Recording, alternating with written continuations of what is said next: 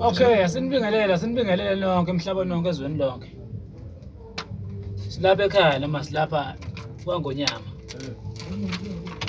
Lapha sizokhuluma khona nabantu kakhulu abantu khona abantu abahlala bedideka nabahlala beyibuza ukuthi kungani ma umuntu ezobhula aphatha amakhandlela amhlobo amathathu. Okay. Ngale phatha amakhandlela amhlobo amathathu. Usukwaphathela ukuthi ngesikhathi ubhula wena ufuna sikhanyisele lento ezidala. Sibambele. Manje wakhanyisa avuthe wena khanyisele idala zakho. Kunabantu abaloyiwe onganga kunoma umuntu uyenyangeni. Inyanga ngakhona ukubona ukuthi umthakathi ubani umthakathi. Yiko la ekhaya uma ufile sizohlola sikwazi ukuthi kubonele ukuthi unoloyo ubani ngoba sikhanyisela ngalamakhandlela sikhanyisela naloko okufihliwe naloko okuvaliwe ukuthi ingabonakali. Yingakho sikhanyisela ngamakhandlela lawo sithi aphatha amakhandlela amhlobo amathathu azovele ekhanyisele wena ezinkingeni zakho. Okay. Ngoba abantu ikhona ezabadidayo la ekhaya mawuza nje amakhandlela amhlobo amathathu. Mawuse ufuna usizo uphatha le mali emhlophe le. Okuyiyona le mali le eyenza ukuthi abantu masibacelela la ekhaya banazi bomsebenzi bazwakala ukuthi umuntu yini akakhala ngalo umuntu yini akayifunayo. Bhala le mali emhlophe le okuyiyona imali okuyona mali ecela eyenza ukuthi mawucela uzwakala. Chaza labantu kakhulu ngale msebenzi yezibhoko abantu abaningi kuyabadida masikhuluma ngemisebenzi yezibhoko ukuthi yini lekhunywa ngayo ibhoko zasemathuneni. Okay. Abantu abase bafika bayazi lezi indwangu ezimbili. Bathi indwangu ezimbili lezi kube izona esifuna ukuthi uze nazo. Le ndwangu emhlophe kube le ndwangu ebomvu. Khathi lezi indwangu. Le ndwangu isipoko emathuneni siyezwana naso masisenza senzele ilanguage ukuthi lesipoko siphinde sikuvikele wona sikhahlele izitha. Umuntu omendleni yawo simsuke simdedise. Kuthi lapha sazi ukuthi umsebenzi wazo ukhanyisa izinto zibe emhlophe ibonakala izinto. Ngoba abaningi kuyabadida ukuthi kungani siphatha indwango ezimbili ezimhlophe kungabe lezi ndwango ezana. Okay.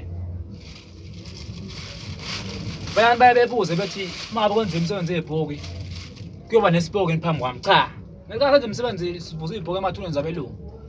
Ingale ndlela ukuthi wena njengoba nawe usukuphahla kini noma ucela emsamo kini ushisa impepho. Mawushisa impepho uzobona ngezimpendulo ukuthi lokho bengikwenzile noma bengucela bakuzwile bakithi abadala ukuthi yini bengizoyicela. Kakhulu kubalulekile ngibatshela ukuthi mina masilanda isipoko sabelungu umlungu lo kakhulukazi umbona emaphupheni akho masifika ba abantu babelana lo msebenzi abantu zihamba nabo emathuneni ebusuku amathuneni abelungu siyowenza lo msebenzi sobacelela endweni zalo sebacela lo mlungu azofika khetha ukuthi ucelwa kuyena. Lapho ubona khona imisebenzi ngithi kubantu mina lapha avuka khona mayevuze evukile kuwena. Ubona ngemisebenzi ubona ngendlela engena ngayo imali mawuthi umlandeli mama kuyahlukana ukuthi umlandeleni umlungu wena. Khona umuntu omlandeli lapha omunye umlandeli ukuthi ufuna ukuyothatha ngaye omunye umlandeli ukuthi ufuna ukulapha abantu ngoba izinyanga mayelapha abantu besinto ba kubalekile mawulapha abantu bethola usizo. Lapha umuntu oyinyanga ulandele ukuthi abantu mayebelapha besinda abantu. Lapha umuntu umfundisi unebandla wenzela mangabe emlanda lo mlungu umlandela ukuthi abantu begcwala ebandleni kugcwala abazalwane bayinikele kugcwala ibandla. Ilo msebenzi wakhe isipoko somlungu ukuthi mangabe wenzele sona mangabe izinyanga agcwala abantu ebaleni kugcwala abantu ebaleni kugcwala imoto kugcwala ama-customer. Suke sikwenzele ekhaya ngaleyo ndlela ukuthi mayebona iminyakazo yenzeka. Abantu abaningi bayazi ngithe mina abantu abaningi asigijima izimali ephelele mase umsebenzi.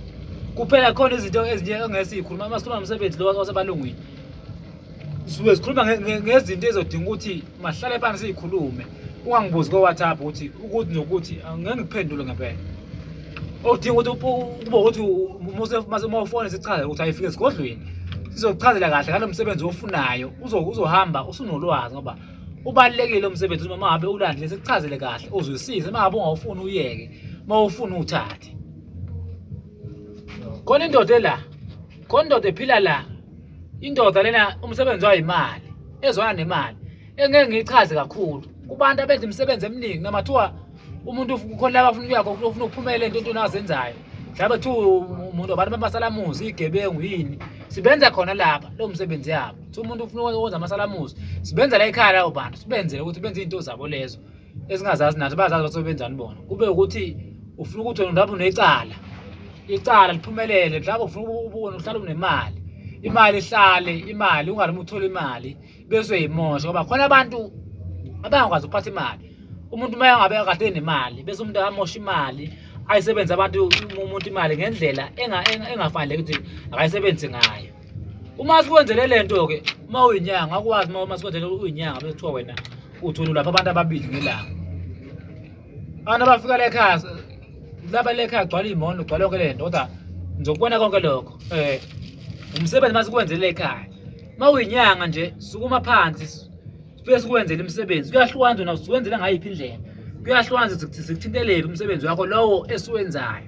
Ngathi kubantu ohlukumezwe isitha. Ngathi khona ukuthi ngizofika ngicele kudede endleleni ukuthi akasuke phambi kwakho phela ukwazi ukuthi uphumele nawe uthola impumelelo impilo yaphambili ngoba ongenzeka lokhu uvimbekile. Kanti lo muntu olokho emendleni yakho ukhona udede endleleni uyamdedisa. Kule msebenzi yamathuna njengoba nibona ugcwele utshwala ekhaya. Sibenza ngabo vele utshwala ahlukani nabo lezi ndwangu benizibona utshwala bahlukani nabo ngale ndlela esisibaphahla ngayo utshwala esibavusa ngayo. Uma simvusa umlungu ukuthi simvusa ngayiphi indlela bayazi abantu sibuya nabo. Uma siyovusa iphoku zabelungu emathuneni sivusa ngayiphi indlela ukuthi ivuke baphela zivuke benzele into abayifunayo. Lo msebenzi engithembayo ukuthi ovusa iphoku zabelungu